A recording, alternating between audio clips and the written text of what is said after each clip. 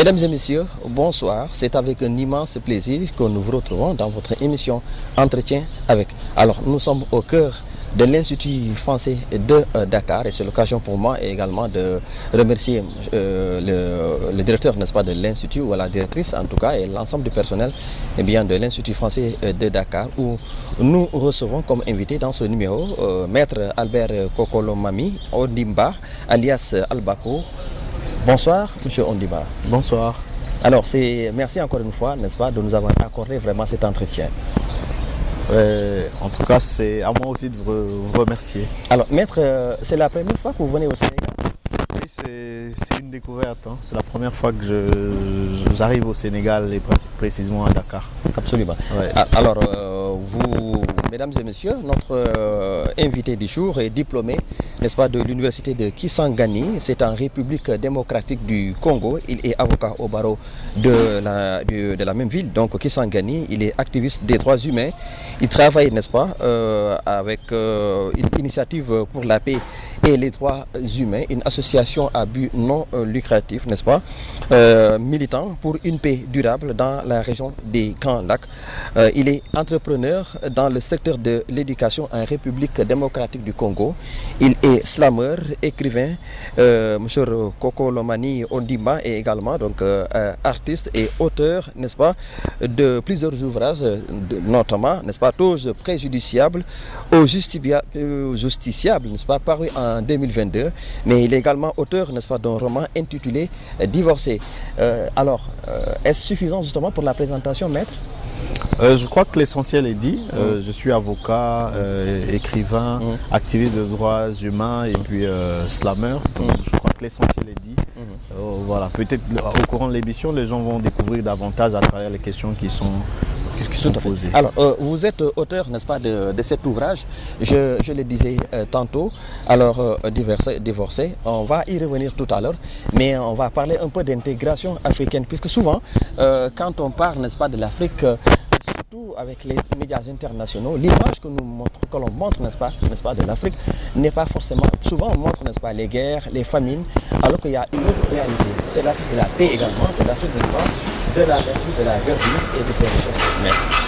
Oui, effectivement, en fait, vous avez totalement raison quand vous dites qu'on nous montre l'image horrible de l'Afrique, ce qui n'est pas tout à fait normal parce qu'il y a autre chose à proposer, autre chose à montrer au monde quand on parle de l'Afrique. Parce que en Afrique, il y a l'île de Bouri, en Afrique, tu peux marcher avec les lions, en Afrique, tu peux, et c'est beau, c'est très beau, tu peux aller dans le Massif, au nord du RDC, où tu vas trouver que c'est plus que la Suisse, c'est vert. Et ça, on n'en parle pas, c'est les images de guerre, et c'est vraiment déplorable. Et nous, en tant que jeunes, en tant qu'écrivains, nous avons cette responsabilité de vendre une pays. Alors, pour revenir à la question de l'intégration africaine, l'intégration, parce que moi je travaille aussi pour l'intégration régionale, pour moi c'est la solution. La solution parce que aujourd'hui, je n'ai jamais compris pourquoi un Africain qui quitte le Congo, qui va en Ouganda, qui va dans un autre pays, on nous demande de payer des visas, alors qu'ailleurs les gens se trouvent des problèmes. Alors ces frontières que l'on nous a imposées, je pense que deviennent plus que des frontières. Les écrivains congolais, ils sont là, mais même pour que le livre congolais arrive à Dakar, il se pose un problème. Pour que le livre de Dakar arrive à Bénin ou Nord Kivu, il se pose un problème. Alors vous comprenez qu'en fait ces barrières-là, qui sont tracées par des gens qui sont venus pour se participer, vont au-delà de simples limites entre États. Ça va plus loin. Alors, je crois que l'intégration régionale, l'intégration africaine, c'est quelque chose que nous devons adopter, nous devons militer pour que les barrières s'éliminent. Je partage totalement l'avis d'un musicien général qui a dit, bon voilà, nous sommes dans un continent où les dirigeants de l'Union africaine, ils organisent seulement la rencontre entre présidents. Ils unissent les présidents, mais n'utilisent pas le peuple. C'est vraiment déplorable. Alors, on va profiter de l'occasion, n'est-ce pas, pour faire un grand clin surtout à ces grands messieurs qui viennent de la culture africaine, Kofi Olomide, qui est bien connu, n'est-ce pas, au Sénégal, qui va marcher, n'est-ce pas, beaucoup de duos avec de grands artistes tels que Youssou N'Dour, n'est-ce pas, au Sénégal, comme Baga Olesek. Alors, et également l'occasion pour moi, n'est-ce pas, de saluer l'ensemble de la communauté congolaise ici présente, n'est-ce pas, à Dakar, et vraiment nos salutations également à ceux qui sont dans le pays, notamment à Kisangani, à Goma, n'est-ce pas, à Kinshasa, et vraiment dans n'est-ce pas, la République du Congo. Alors, je le disais tout à l'heure, maître, vous êtes l'auteur, n'est-ce pas, de l'ouvrage Divorce. Alors, on va en parler d'abord, avant d'entrer dans le vif du sujet, dans le fond. La production intellectuelle, parfois, ça manque en Afrique. En tout cas, est-ce pas assez dangereux, n'est-ce pas, pour un continent qui a besoin, n'est-ce pas, d'être imprégné de ces réalités. Et aujourd'hui, s'il y a vraiment ce manque, n'est-ce pas, de production, est-ce que cela ne pose pas problème? Oui, le manque de production, il est vraiment déplorable parce que c'est trop dangereux pour l'environnement. Et je crois que le problème, c'est plutôt un problème de politique. Parce que l'État, moi j'ai divorcé, mais je crois qu'il y a beaucoup de jeunes dans mon quartier, et comme dans tous les quartiers d'Afrique, qui ont des talents, qui peuvent faire mieux que moi. Mais le problème, c'est qu'il y a beaucoup de barrières qui se dressent, notamment le manque de politique culturelle, parce qu'aujourd'hui, nous avons des ministères de culture et art qui se confondent dans notre pays. Généralement, on dit que c'est les ministères de la musique. La politique culturelle qui se charge de la promotion de la littérature n'est pas assez claire. Le marché du livre n'est pas fluide. Un livre qui paraît au ses apparitions au Congo, ses apparitions à Dakar, à Bujumbura, au Cameroun, à Abidjan, a du mal à traverser les frontières. Et d'ailleurs, on arrive au niveau où c'est déjà produit, mais là encore, on parle du manque de production. Il y a des pays qui sont étouffés par les nombreux problèmes qu'il y a dans le pays, la question de l'édition. En Afrique, ça pose encore un problème sérieux. Beaucoup d'éditeurs prédateurs qui sont là, voilà, prêts à faire des talents. Un jeune qui va venir avec ses idées, on va lui demander de l'argent pour la publication, un travail à faire, et puis on lui impose le tirage, il n'a pas de moyens de faire le tirage. Et voilà, on pense que notre génération n'a rien à proposer parce que jusqu'à présent, les œuvres majeures que nous avons sont de l'héritage que nous avons reçu de Senghor, de Mouloudimbe, de Zamenga, de Diop, de ce genre de. Parce qu'à l'époque, après la colonisation, il y a eu quand même un accompagnement de politique hyper clair parce qu'il y avait des choses l'héritage colonial qui facilitait encore les choses. C'est pour ça que la littérature africaine de cette époque a émergé. Actuellement, on assiste à une sorte de régule parce que les politiques ne sont pas claires et les moyens ne sont pas suffisamment mis pour les par les États pour la promotion de la littérature. Et pourtant, ça fait partie de l'identité, ça fait partie des vecteurs de nos cultures. Et c'est malheureux. Alors, pour revenir à cet ouvrage, Divorcé. Alors, vous parlez ici l'histoire d'une dame, donc Malaika, qui fait une découverte bouleversante, et bien sur son mari, pasteur de l'église de Kinshasa. De quoi il s'agit exactement?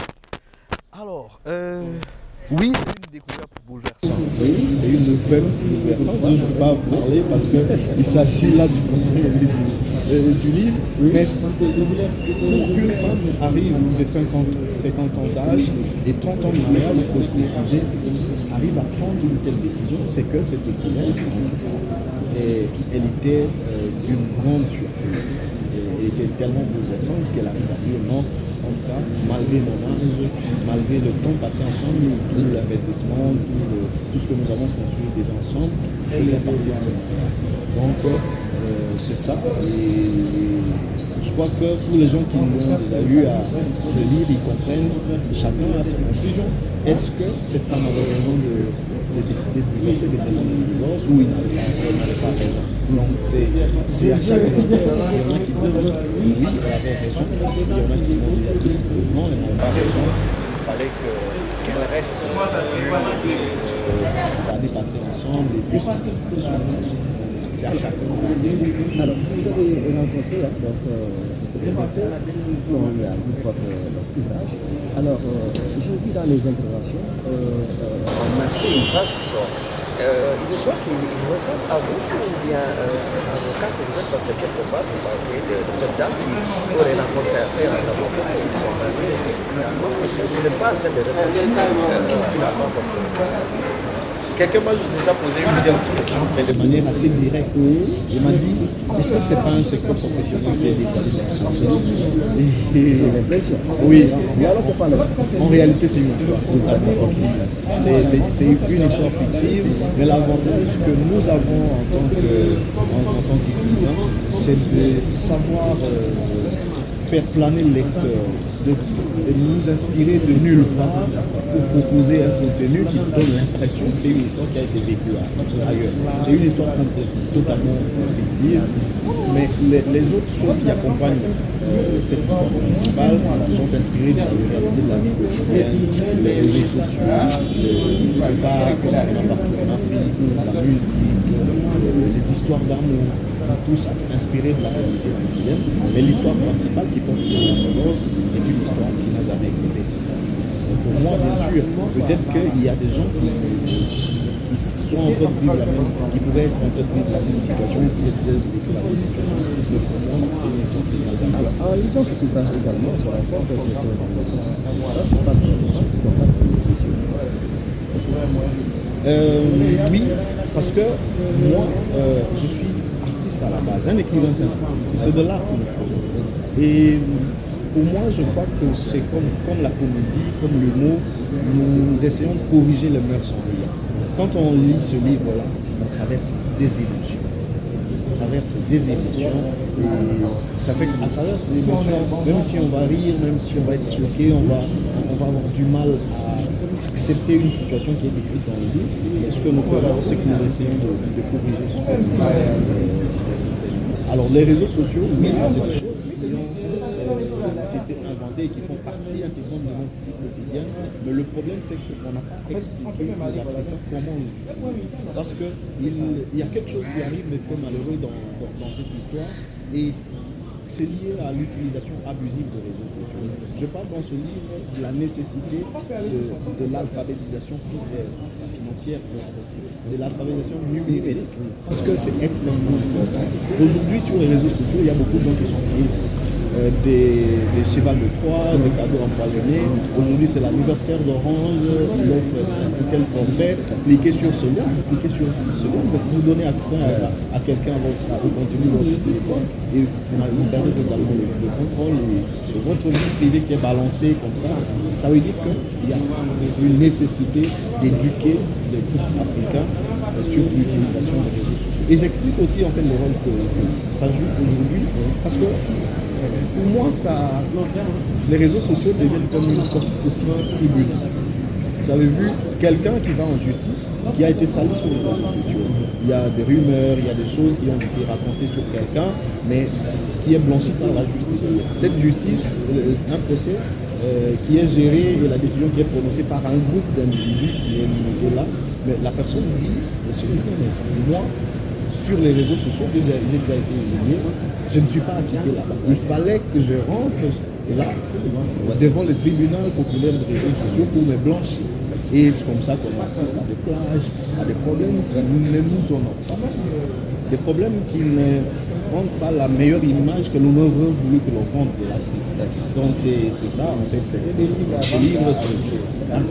prend beaucoup de réalités de la vie quotidienne et des questions actuelles, comme vous avez bien établi, les réseaux sociaux. En tout cas, c'est un ouvrage qui a fait la curiosité des Sénégalais, comme vous avez rencontré.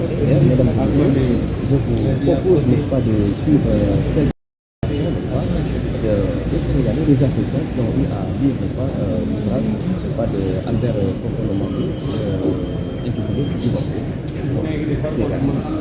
Oui, moi je me présente, je m'appelle Ramatoulaye Sonko, je suis une habituée de la bibliothèque.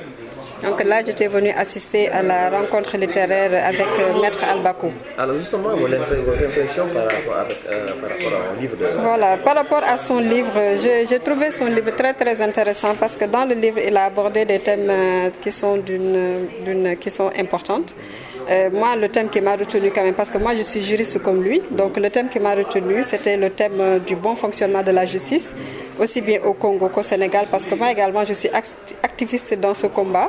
Donc c'est ce qui m'a retenu et j'ai fait des interventions par rapport à ça. J'ai trouvé que son combat était un combat noble, parce que quand même la justice, elle est là pour accompagner l'humanité. Il est normal que la justice soit juste. Donc c'est dans ce combat-là, c'est dans ce cadre-là que moi je suis intervenue et j'ai trouvé le livre très très intéressant. Même au-delà, par rapport au thème qu'il a abordé, le divorce, les causes des tribunaux et tout, ça a été très très intéressant. Moi je m'appelle Moustapha Mangassi. Bon, je trouvais que l'auteur était très ouvert. Et assez fin dans ses démarches, parce qu'il a pu explorer beaucoup de thèmes à travers son pays, à travers son secteur, la justice, et il nous a un peu fait un tableau vraiment de toutes ces réalités. Donc c'était vraiment courageux. Et c'est ce qu'on attend d'un roman en fait. Je me présente, mon nom est Mohamed El Bachiroun, je suis consultant en management. C'était intéressant en fait, surtout sur le point de vue culturel et historique, d'avoir une perspective sur la vie au Congo. Ça permet un peu de savoir en fait comment les choses se passent dans notre espace et surtout par rapport au Sénégal où c'est relativement différent en fonction de la religion et d'autres on va dire contextes. Ça nous permet en fait d'avoir une vision et de nous plonger un peu sur quelque chose qui ne nous est pas vraiment familier. Bonjour, je m'appelle Dieynaba Bassine Baldé et je suis membre de la médiathèque lectrice, membre du club de lecture de l'Institut français. Oui, bien sûr, c'est un livre qui vient à son heure et comme je disais tout à l'heure, c'est un livre qui a un titre très audacieux, qui est très intéressant, qui permet de parler de sujets qui sont vraiment tabous, partout en Afrique et plus particulièrement dans son pays, le Congo, où on parle déjà de divorce, dans le cadre de l'Église et dans le cadre du tribunal. Donc c'était un livre très intéressant que j'ai eu beaucoup d'intérêt à lire. Donc je l'ai lu en 2 jours.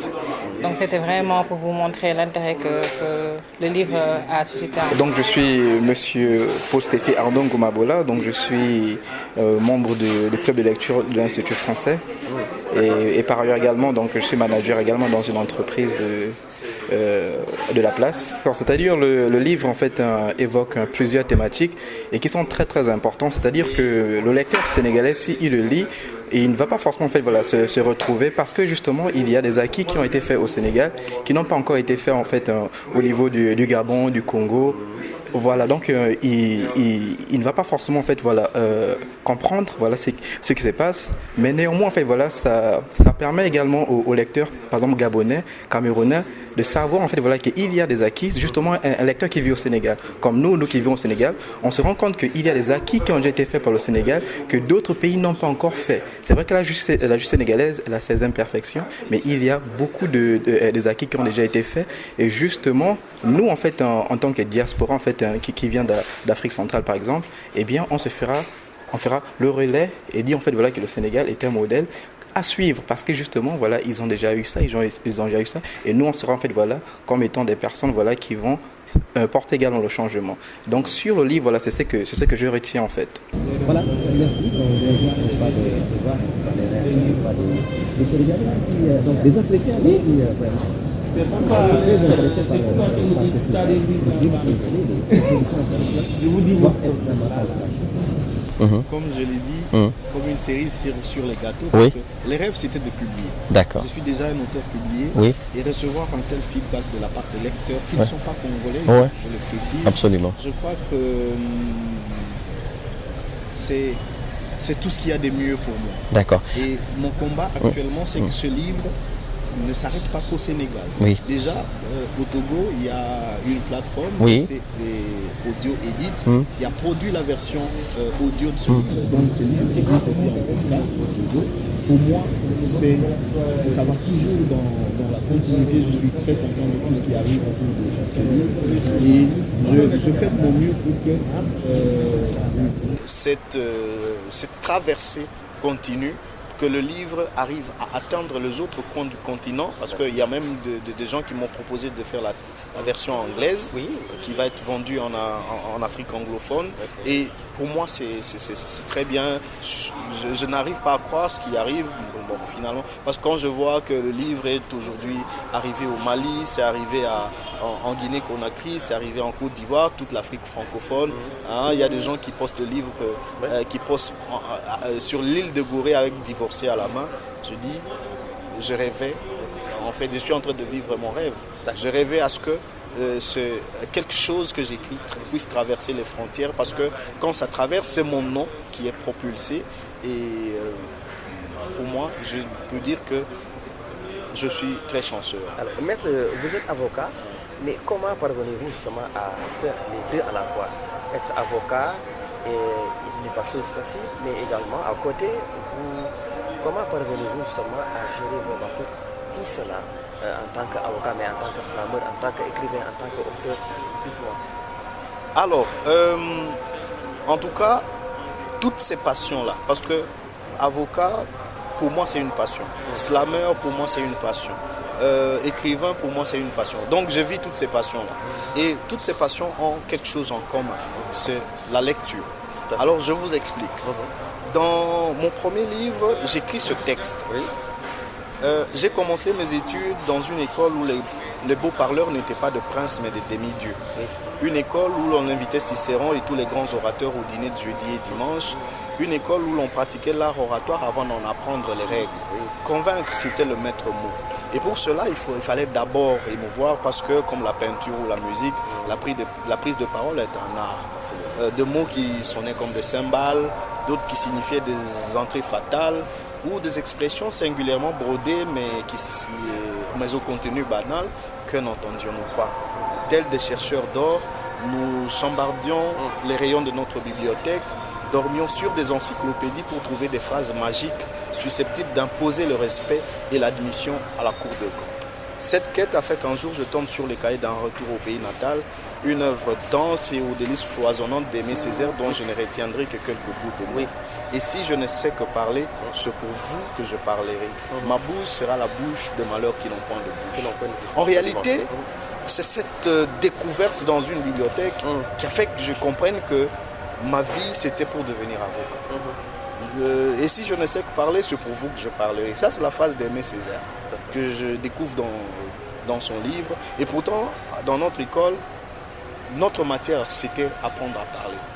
Apprendre à parler. Il y avait les mathématiques, il y avait la géographie, mais le cours de français, l'art de la parole, c'était notre matière à nous. C'est au petit séminaire d'Ototo, à 40 km de Lodja, au centre du pays.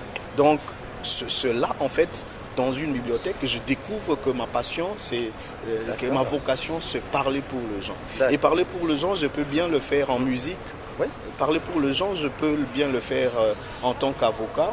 Et parler pour les gens, je peux bien le faire en tant qu'écrivain. Donc vous comprenez qu'en fait que exactement, vous comprenez en fait que c'est grâce à la lecture que je me suis découvert. Parce que même René Mariari, qui s'adresse à un jeune poète, il lui dit: s'il t'était interdit d'écrire, est-ce que tu mourrais s'il t'était interdit d'écrire? Il dit: si tu réponds à cette question par un non, c'est que tu n'es pas obligé d'écrire. Mais si tu réponds par un oui, c'est que tu dois écrire. Donc, le besoin d'écrire doit être vital pour s'élancer à l'écriture. Mais moi, c'est à travers la lecture que j'ai découvert que, en fait, mon besoin d'écriture, il était vraiment vital. Parce que, comme je l'ai décrit dans mon premier livre, je suis tombé sur des livres 2.0. Un livre 2.0, c'est pour les gens, c'est très facile à comprendre pour les gens qui ont fait l'informatique. C'est un site web participatif où les concepteurs, lui, il conçoit son truc, mais c'est les utilisateurs qui mettent du contenu. C'est un peu comme des livres où moi j'ai l'impression que les gens ils ne proposent que des titres, mais les contenus, j'ai l'impression que c'est moi qui met du contenu, mais celui-ci raconte des choses que j'ai au fond de moi. Cette personne raconte des choses que j'ai dans ma tête. Alors j'ai compris que non, j'étais appelé à écrire, mon besoin d'écrire, il était vital. C'est pour ça que j'ai commencé à écrire. Donc l'écriture, la profession d'avocat, la musique que je fais, le slam, c'est en comme déclic, la lecture. C'est grâce à la lecture que j'ai découvert ça et ils ont un point commun, donc c'est le même travail pour moi. Parler pour les autres, m'exprimer. Alors, vous êtes activiste, maître Albert, donc vous travaillez, n'est-ce pas, avec initiative, n'est-ce pas, pour la paix et les droits humains. C'est une association à but non lucratif, n'est-ce pas, militant pour une paix durable dans la région du Grand Lac. D'abord la situation, n'est-ce pas, dans la région du Grand Lac. Alors, la situation dans la région des Grands Lacs, je peux dire qu'elle est instable. Elle est très instable, elle est chaotique parce que c'est une région qui traverse des décennies de problèmes et parce qu'actuellement même une bonne partie de la RDC, de mon pays et de la province où je vis, moi je vis au Nord Kivu, dans la ville de Goma, à quelques kilomètres de la ville de Goma, il y a guerre. Ça veut dire qu'il y a tout ce problème-là et les violations des droits de l'homme, on ne peut même pas compter le nombre de cas parce que voilà, il existe de problèmes qui se sont enracinés et qui favorisent en fait cette situation aujourd'hui avec les déplacés et tout le reste, notamment à cause des élections qui sont parfois accompagnées de violences et de beaucoup d'autres choses. Donc ça fait que la situation dans cette partie du continent, dans la région des Grands Lacs, parce que dans la région des Grands Lacs, il y a le Rwanda, le Burundi. Bon, dans les autres pays, c'est un peu plus stable, mais c'est la partie congolaise qui pose beaucoup de problèmes dans cette région. Et des problèmes, comme je l'ai dit, liés à la guerre, liés aux problèmes de gouvernance et tout ça. Donc, est-ce qu'il n'y a pas une volonté manifeste justement à régler de manière définitive ce problème, puisque déjà il y a le problème entre la RDC et le Rwanda à côté finalement. Est-ce qu'il n'y a pas cette volonté de part et d'autre justement pour qu'il y ait une paix durable finalement? La volonté, en fait, on nous dit qu'elle existe, parce que les gens, quand ils s'expriment, c'est des bonnes intentions qui disent, bon, voilà, on a la volonté de faire ceci. Mais le problème, c'est la matérialisation de tout ce qui est promis au peuple. Et c'est ce qui fait qu'en fait, aujourd'hui, est-ce que nous pouvons encore croire qu'il existe une volonté de changer les choses? Parce qu'ailleurs, il y a eu des guerres qui ont trouvé de solutions, mais dans notre partie du pays, et même dans le pays en général, parce qu'il n'y a pas que la province, il y a l'Ituri, il y a même au centre du pays, au Kasaï et dans le Nord, tout ça, tout ce problème-là qui se généralise, alors se dit, est-ce que cette volonté, on me raconte, on me dit qu'il y a la volonté de changer la situation, mais est-ce qu'elle existe réellement? Alors, est-ce que nous devons continuer à faire? Justement, vous êtes membre de l'association initiative. Quels ont été les actes posés par l'association concrètement, alors justement, pour arriver à cette stabilité? Exactement, en fait, moi en tant que militant, à travers notre structure, notre organisation, nous faisons un très grand travail dans toute la région, pas seulement en RDC, parce qu'au Congo, les exemples sont légion du travail que nous faisons.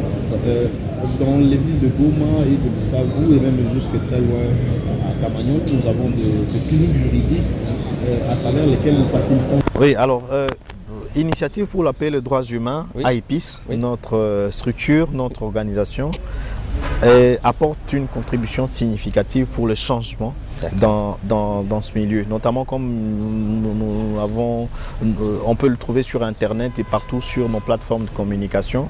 Nous avons beaucoup d'activités liées notamment à l'accès, à la facilitation de l'accès à la justice, parce que ça c'est un grand problème dans la région, c'est que à cause de plusieurs problèmes qu'il y a liés aux droits de l'homme, il y a des gens qui ont beaucoup de problèmes en justice mais n'ont pas de moyens.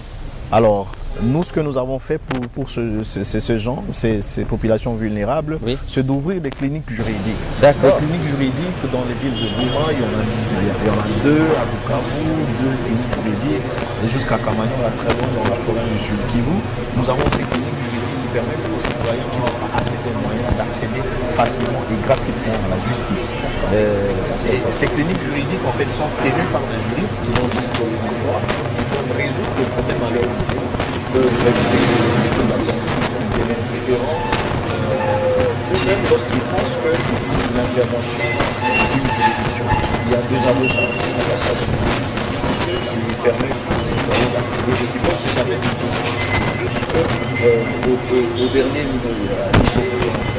Voilà.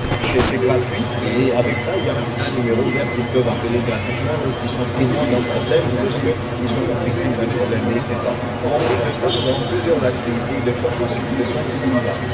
Parce qu'un autre problème qu'il y a, c'est que le manque d'information fait que le manque d'information est propice à l'instabilité ou aux violations de droits de l'homme. Lorsque les gens sont informés de leurs obligations, il est très facile d'apprendre une société. Les gens apprennent les uns les autres les lois et chacun a sa place dans la société. Si chacun reste à sa place, il y a la place pour tout le monde. Donc, à côté de ça, nous avons des activités avec les jeunes de plusieurs pays, notamment un grand programme de régional de formation en droit de l'homme, pour les étudiants de faculté de droit, tout ça. C'est beaucoup d'activités avec l'utilisation des femmes, et parce que dans une situation de précarité, il y a des femmes qui sont en difficulté, qui peuvent en fait rencontrer des problèmes qui sont liés à leur situation. Une femme qui n'a pas à manger, qui n'a pas à manger pour ses enfants, peut être exploitée sexuellement. Alors c'est pour ça qu'il faut même autonomiser financièrement et faciliter son intégration dans la société. Il n'y a que ça, nous travaillons dans la santé sexuelle et reproductive. Ça veut dire que c'est plusieurs activités que nous faisons dans cette région pour aider la population à surmonter. La situation globale de droits de l'homme en Afrique, je crois qu'elle est en train de progresser parce que au Sénégal, par exemple, le Sénégal est un mondial, nous avons vu, même s'il y a eu de violences avant ou après l'élection, mais quand même, il y a eu un dialogue démocratique, comme il y en a eu entre Macky Sall et c'est une de l'Afrique de l'Union. Ça veut dire qu'ici, nous avons un peuple suffisamment éduqué qui sait ce qu'il veut et qui sait comment l'obtenir. Et c'est le même travail que nous faisons en tant que dans notre organisation IPIS pour sensibiliser les gens, pour leur donner une éducation civique et citoyenne qui leur permet de savoir revendiquer leurs droits. Et c'est la même chose parce que sur des programmes comme ça, d'éducation aux droits de l'homme et à la bonne gouvernance, nous les avons même dans les écoles parce que nous voulons que ces valeurs citoyennes, ces valeurs soient cultivées par les enfants, qu'ils grandissent avec ça et qu'ils ne deviennent pas de problème pour la société, mais plutôt des solutions. Donc en Afrique, en général, je pense qu'on est dans le bon. Il y a des pays où la situation marque des pas en arrière, ça c'est déplorable. Il y a d'autres pays où la situation évolue positivement, comme au Sénégal. Dans notre pays, il y a encore beaucoup de difficultés. Il y a la société civile qui met la pression, l'Église catholique, et tout ça. Nous continuons de travailler, mais nous espérons que d'ici quelques années, l'Afrique va atteindre un autre niveau, parce que même ici à Dakar, je suis venu dans le cadre d'une formation en droit d'intervention humanitaire et en droit de l'homme dans les contextes des élections. Et tout se passe bien, j'ai vu que c'est toute l'Afrique francophone qui est représentée. Et quand je vois que les jeunes peuvent s'engager, peuvent passer du temps ensemble pour discuter des questions, des conflits dans tel ou tel autre pays, des questions des droits de l'homme dans tel ou tel autre pays, je crois que c'est un message, c'est d'espoir. Voilà. La dernière question, donc on va bien l'Afrique, les dirigeants africains ont le pouvoir, plusieurs coups d'État, malheureusement, et les chefs d'État qui s'approchent au pouvoir, eh bien, les questions de limitation de la se posent. Votre vision là-dessus? Ça c'est encore très malheureux parce que moi j'ai été frappé par une chose. Je suis arrivé pour la première fois à Dakar, je suis arrivé à l'aéroport, c'est un nouvel aéroport. À l'aéroport, on m'a pas demandé de l'argent pour me donner le visa. J'arrive, je sors, on me dit non, il y a le bus quelque part. De la ville, je peux tout le monde connaît le bus. On me demande certaines réalisations, j'ai eu le temps de circuler à Dakar. Je trouvais que ça un bilan, mais malgré cela, le gens insistent qu'ils respectent la Constitution. Et en fait, pour moi, ça montre à quel niveau, à quel point le peuple sénégalais est mature. Alors, il n'est pas le cas partout d'ailleurs en Afrique, parce qu'aujourd'hui, ils ont trouvé que, voilà, comme la société n'est pas assez civiquement éduquée, il y a moyen on peut tuer les gens, on peut maltraiter les gens pendant des décennies. Il suffit de construire juste un stade, 2 km de route, Et puis on redevient populaire, on dit non, reste au pouvoir parce que tu es bon. Ça c'est un problème. Alors le pouvoir en Afrique, quand on vient, c'est toujours avec de bonnes intentions. Moi je vais respecter la constitution, moi c'est une transition de 6 mois. Après, le pouvoir en Afrique il est structuré. C'est vrai que quand on arrive, on change complètement de tension. Et même la façon de le faire, c'est parfois la violence. Nous perdons de frères qui partent parce que ici j'ai suivi des Sénégalais en train de discuter que bon voilà, pour les élections il y a eu de morts, on doit rendre justice pour ce ouais. Il y a eu de morts, mais après la cause pour laquelle ces gens sont morts a trouvé des faits. Le président a respecté la constitution. Ouais. Mais ailleurs il y a de morts sans solution. Et on continue de nous. C'est vraiment dommage. Merci beaucoup. Alors, peut-être un mot en lingala, j'aimerais bien parler cette langue.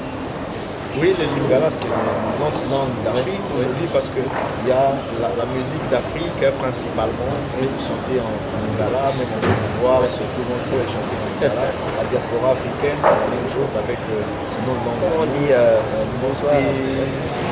C'est pour saluer. Voilà, nous a bien. Bon, le problème, c'est que c'est un mélange. Il y a beaucoup de français dedans, mais il y a le lingala pur aussi, parce qu'il y a deux versions. Il y a le pur et puis celui mélangé. Et le mélangé, en fait, il est beaucoup plus facile à apprendre parce que c'est un peu comme 50. Merci beaucoup. Merci, mesdames et messieurs. C'était votre émission Entretien avec. Nous avions comme invité Maître Albert Mani, c'est bien ça, Bimba, alias Albaco, qui est diplômé de l'université, n'est-ce pas, de Kisangani, avocat au barreau de Kisangani. Albert Mani, Bimba est activiste des droits humains. Il travaille avec l'initiative pour la paix et les droits humains, une association à but lucratif pour y n'est-ce pas, durable dans la région des Grands Lacs. Il est également entrepreneur dans le secteur de l'éducation. C'est dommage qu'on n'ait pas pu parler, n'est-ce pas, des questions liées à l'éducation, mais une prochaine fois. Donc, lors de votre passage à Dakar, on aura l'occasion, n'est-ce pas, d'en parler. Vous êtes donc slameur, artiste, écrivain, vous êtes l'auteur, n'est-ce pas, des ouvrages tels que Roge préjudiciable, donc justiciable, paru en 2022, mais aujourd'hui à décortiquer justement ce roman que vous avez écrit et qui commence à être vraiment bien connu en Afrique, intitulé donc Divorcé. Merci Albert, et on va se donner rendez-vous très prochainement. Ça a été un plaisir. Inch'Allah. Alors, merci beaucoup. Merci à l'équipe technique. Amadou, merci beaucoup. Tchavon, merci également. Mention spéciale à vous. On se donne rendez-vous très prochainement dans un nouveau numéro de votre émission Entretien avec. Passez d'excellents moments en compagnie de notre programme. Au revoir.